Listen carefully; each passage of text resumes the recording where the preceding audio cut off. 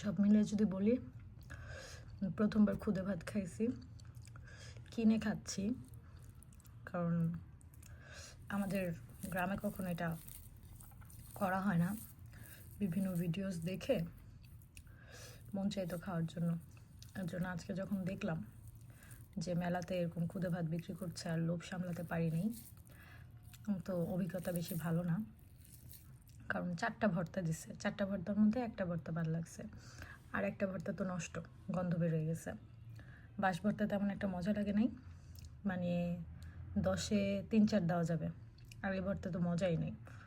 তো সব মিলে আমার অভিজ্ঞতা খুবই খারাপ খুদে ভাতের প্রতি। 10-এ আমি ঢেকে চলে আসছে, 10-এ আমি 4 দিব না, 5 দিব 10-এ। আর হচ্ছে গিয়ে যদি এরপর কেউ কখনো খুদে ভাত খাওয়ায় তাহলে হয়তো ভালো অভিজ্ঞতা হবে। সো আজকে এর মতো, এই যে বাই বাই।